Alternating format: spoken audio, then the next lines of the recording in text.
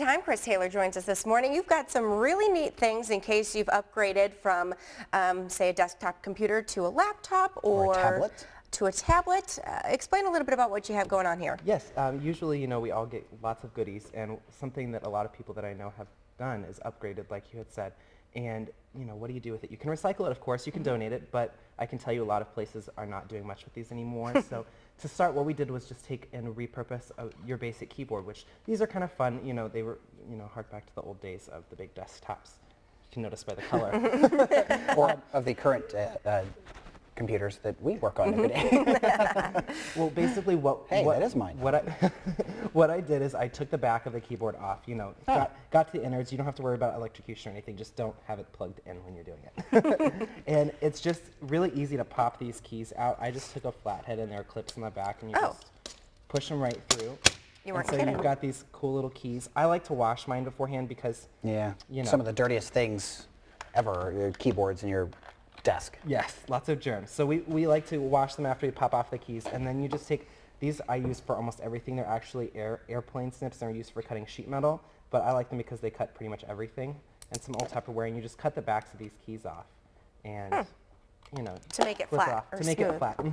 And then I just took a cheap holiday frame, which is nice because every place has these for like 70 to 90% off. And I mean, it's really just as easy as building up your hot glue, and I don't think my hot glue gun's with me this morning, but you build up your hot glue and then you just hold it in place and let it dry. And I put all mine out dry just to make sure they fit. And for the size, when I needed to have a little bit longer or a little bit less, I just included like a shift key or a tab key or something like that, just to get the measurements just right, and just hot glued them on. So there you go. Just something kind of fun. I don't know. I that have it on my desk now, and I think it's clever. You can't go out and buy one of these in any of the local stores. No, you could also put, if you had several keyboards, I guess, little messages. Yeah, you could write on them.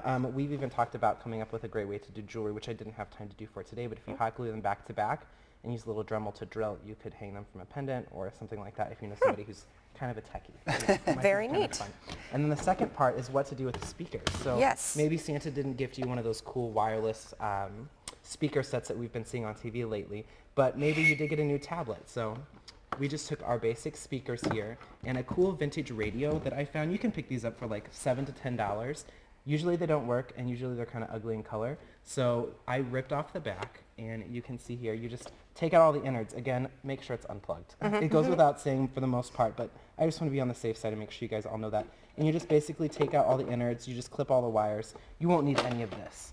And by the time you're done with our handy dandy hot glue gun, you're just going to I had to take apart the speakers for mine, but it would be just as easy if you bought a larger one to just put the speakers inside, and you just disassemble and glue it all together. And I spray painted this with some plastic spray paint and used some contact paper to make it kind of fun and update the colors a little bit. But like with this type, you can use some felt or some other fabric and recover the kind of the ugly speaker color if you want, or if you like that, then use it. But it's just a fun way to add a vintage touch to your home and make it useful, and it literally does just plug right into your phone.